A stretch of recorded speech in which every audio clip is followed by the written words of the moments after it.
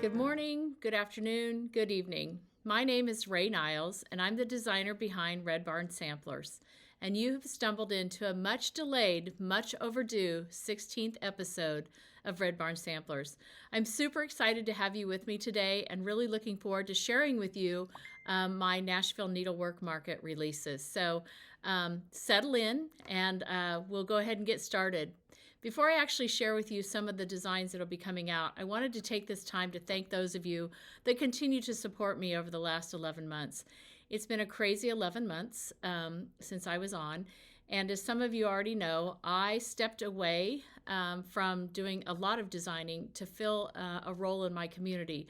Our superintendent of schools had left right at about 18 months ago with very short notice. I happen to be still certified and licensed in the state of Kansas. I said to my husband, you know, I could probably help out. And needless to say, I was breathing. They were desperate. And here we are. I have had the greatest privilege of my life being a superintendent for our school district. We're a small district right north of Wichita, Kansas. And I've loved it. They have already hired my replacement. They originally were going to keep me on for a year. And they were like, could you do it for another year? And I said, sure, I'll do it for one more year. And so I had decided last fall they needed somebody in there that was going to be there a lot longer than me. So my last day with the district will be the end of the month of June. So again, it's kind of bittersweet. Like I said, I have loved every minute of it. There's something magical about working with kids and working with teachers and staff and parents and community that really kind of just fuels my soul. And so I'm looking forward to the opportunity to be able to devote more full time to Red Barn Samplers. I do have a couple of events coming up once I'm off the clock at the school. I will be actually delivering at Hobby House Needleworks in August with Nicola Parkman and Kathleen Littleton, and I'm really looking forward to that. And then in October, I will be traveling to England and will also be presenting over there at Mrs. Parkman's Needlework Academy, and looking forward very much to that. And then in November, I will be traveling to Houston to be a part of the Willow Tree Sampler Guild. And those ladies hold a very special place in my heart because that was really the first guild that I had ever supported when I got into this crazy business. I also would be remiss this morning if I didn't share with you just my heartfelt sympathies to the entire needlework community on the loss of Jean Lee. As some of you know, Jean Lee was a huge influence in me getting into the designing business. In fact, she was the first store owner I talked to about kind of this crazy idea I had. And she didn't laugh. She didn't tell me I was crazy. She said, if you want to do this, girl, you should do it. And so I owe her a great debt of gratitude. She was a huge influence in my work and will be sorely missed. I did have the pleasure 2 years ago, my husband and I had traveled to Phoenix, and I said, I'm going by the shop, and he kind of rolled his eyes and was like, okay. So anyway, he went with me, and he was also able to meet Jean, and that was pretty fun too because he'd heard me talk about her, but he didn't actually know her, and so to be able to have both of them together was kind of fun. But she will be missed. She will be missed by all who knew and loved her. It was a real honor and a privilege to have her be a part of my journey. So again, I know we're all grieving and we will all continue to grieve, but as Jean always said, always forward, never backwards. So that's what we're going to do. Anyway, I want to dig into my my Nashville Needlework Market releases. And my first one I'm going to share with you is Kitty Drabble. Now, Kitty Drabble 1848 is what I'm calling my exclusive. And what I really like about Kitty Drabble is not only is she a little quirky, in fact, all of mine this year are a little quirky, but the backstory on Kitty Drabble to me is pretty fascinating. I was actually able to find Kitty Drabble, aside from I love that name. I also love the two little red chairs. I think those are just very intriguing. And a couple things I learned about Kitty in my exploration of her history was that Kitty was the first child that was born to a couple who were both illiterate. And the reason I know they were illiterate is because when they signed their marriage license, they both left an X. Her mother was older when she gave birth to Kitty. And there's a piece of me that wonders that maybe Kitty had some type of mental handicap or could have even been a Down's child. I don't know. At the age of 15, she moved out of her parents' home and went to live with her sister, who had just recently married, who was 2 years older than her. Census records indicate that after she moved to go live with her sister, Kitty's mom passed away. So again, I'm wondering, was her mother not well and the older sister knew that and she said, I'll take Kitty? Kitty lived with her older sister and her husband and their children for over 4 decades. Again, makes me wonder, was she a young girl that needed a little extra supervision because of maybe a mental handicap that she was born with? I like to think that her image of Kitty Drabble, her sampler, reflects perhaps the love and the love that she experienced and that she saw mirrored by the 2 people that had taken her in. I also wonder if those 2 chairs aren't reminiscent of maybe 2 chairs that happened to be in that home that she lived in with her sister. I don't know, but she passed away never having married, and she never lived alone. So again, it makes me wonder, was there more story to that? So you'll have to check her out. There's a lot of shops that are already carrying her as pre-orders, so if you haven't done a pre-order on Kitty Drabble, I would encourage you to do so. The next exclusive I want to share with you from Needlework Market is a piece that I had done for a group in Waverly, Iowa. And it was an event that I did last summer that was just delightful. And anyway, this is Elizabeth Thompson 1840 scissor case and other sampler snippets. Now you might be asking yourself, so who was Elizabeth Thompson and why are there scissor case and sampler snippets? Well, this scissor case is pretty simple, guys. I'm not a finisher. I do the whole sew it up and then take the rotary cutter and cut it apart. And then I also have a little pocket in here that you can use for your scissors. The thing I like about this is it incorporates the full design from the sampler. The actual sampler is in the chart. And then I also made another cute little needle book with a motif off of there. And Elizabeth Thompson 1840 is a sampler that comes from the Isle of Wight. And we know that her father was a mariner. And again, in the chart itself, you've got not only the sampler snippets, but also the scissor case and the design from the original sampler as well. So again, Elizabeth Thompson, 1840, scissor case and other sampler snippets. Now the third one I want to share with you is called Sarah Pell. Sarah Pell, 1878. Now, I love this. In fact, if I were rethinking things a little better, I probably would have waited to release this closer to the 4th of July. She's actually done just in 2 colors, and it's a red and a blue. I did these using 103s, but there's a conversion for DMC as well as Classic Colorworks on there as well. And Sarah was 7 years old when she stitched this sampler, and she did it at Rain Hill School. And Rain Hill School is a small village on the Liverpool and Manchester Railway that was 9 miles east of Liverpool. It was known for its manufacturing of watch movements, watchmaker tools, and brooches. It was also home to a brass foundry, a station on the railway, and other small businesses. But I love that it's simple. I love that it's 2 color.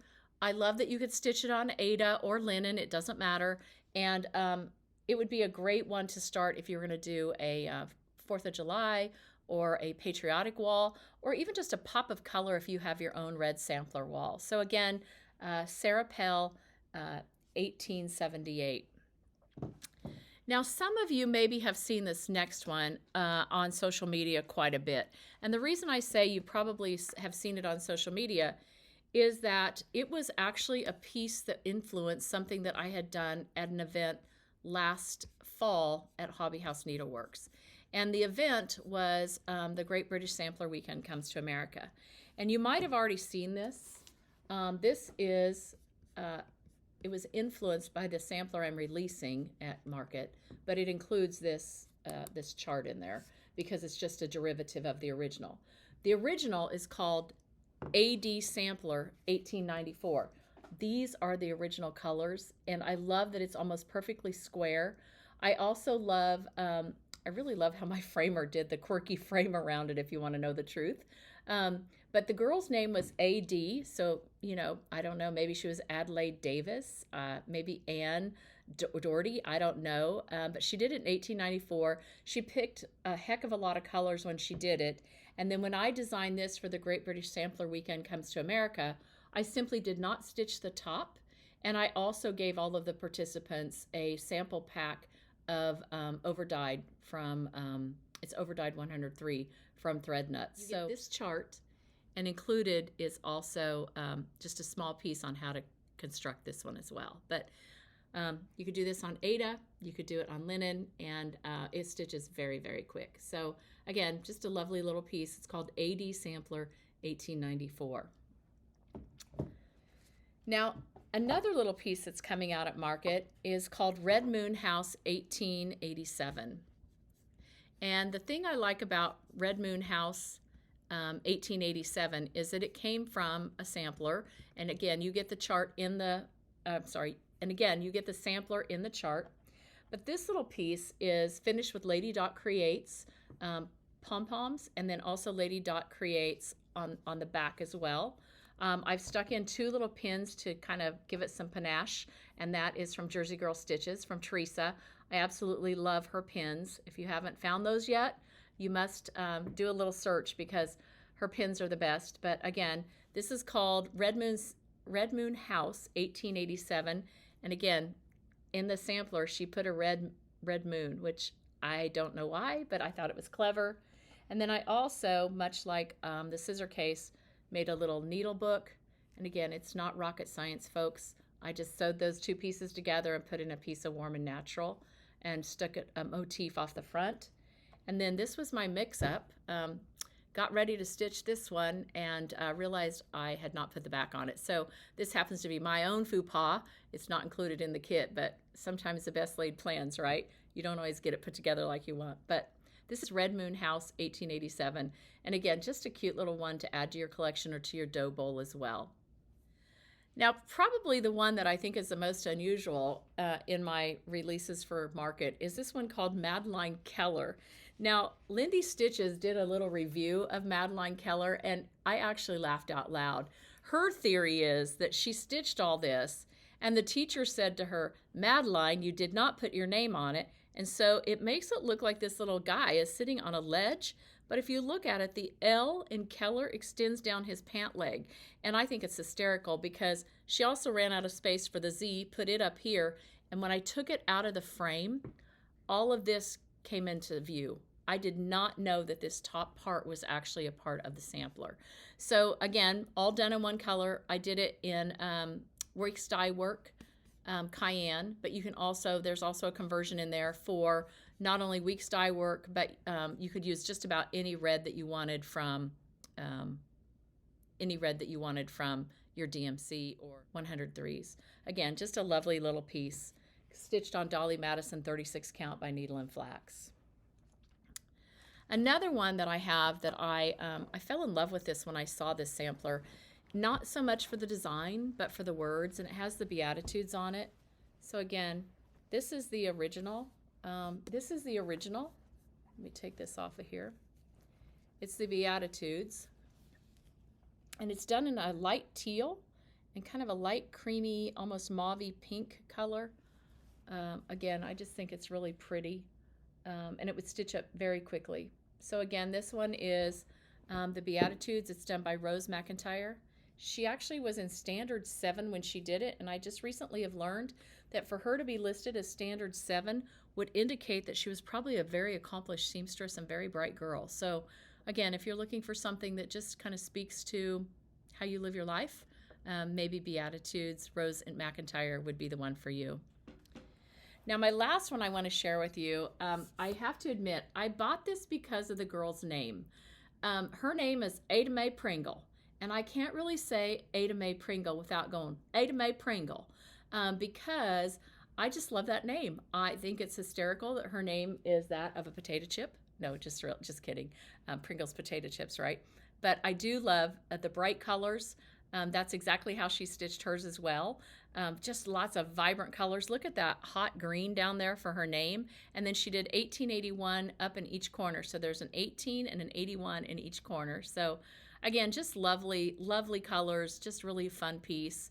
And kind of completes what I have offering for market. I really don't have a lot of big ones this year. They're smaller. I kind of tried to figure out ways that people can feel like they've got something more accomplished than spending several months or years stitching something.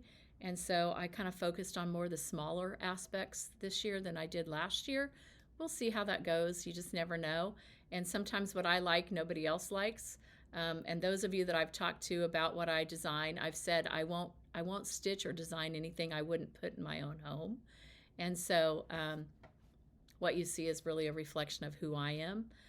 But again, just want to thank those shops that are carrying my charts, that have already pre-ordered, that are placing pre-orders. And again, if you are looking to add to your collection of stitching this spring and you want to get those in your hands, then definitely get in contact with your local needlework shop.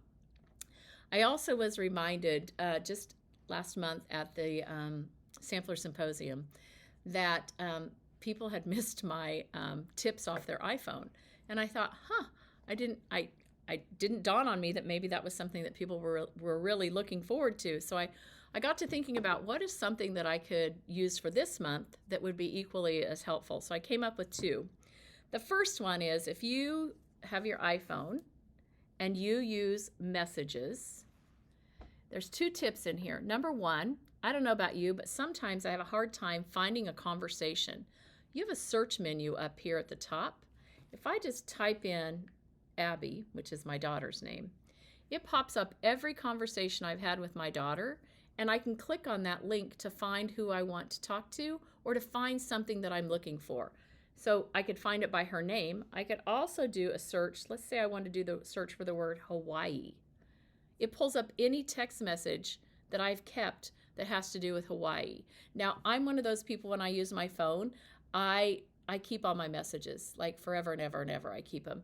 My mom passed away 5.5 years ago, and I still have messages from my mother on here. I got my new phone about a month and a half ago, and when I set it up, it retrieved all of my voice messages, and I had voice messages from my mother, which made me cry and made me happy all at the same time. But it was like, oh, what a gift, right? I wasn't expecting that, but it pulled it down out of the cloud, and I was able to hear my mother's voice. The other thing I will share with you is if you go to the individual that you're looking for, let's say I'm looking for my daughter and she sends me reels or messages or whatever, and I want to find a picture of the grandkids. Up at the top, if I tap right below her name, it pulls up all the information about my daughter. And if I scroll on down here and keep scrolling, it says photos. So now it takes and shows me it shows me all of the photos that my daughter and I have shared. So if I'm looking for the grandkids or I'm looking for something special, it's all right there. So again, I'm going to go back. I'll do it one more time how I found it. I go to the person I'm looking for or to the text that I believe it's in. I click right below their picture on their name. I scroll up and I begin to see links that they sent me, locations that they've sent me, documents that she sent me, and right above all of that is photos. So again, if I want to tap on photos, I can say see all, and there's all the photos that she shared with me. So I don't know about all of you, but sometimes finding that really cute grandkid picture that you just want to show your friends and you can't find it, you can go back to that text message and find it by clicking on their name. So again, just want to thank you all for dialing in. Looking forward to seeing people in Nashville. Grateful for the opportunity and really looking forward to having things wrap up at the end of the school year so that I can focus more heavily on what I'm doing with the designing, because I have a lot of samplers that are just screaming to get reproduced. So again, thank you for dialing in. Really appreciate it, and may your floss never twist. Bye-bye, everyone.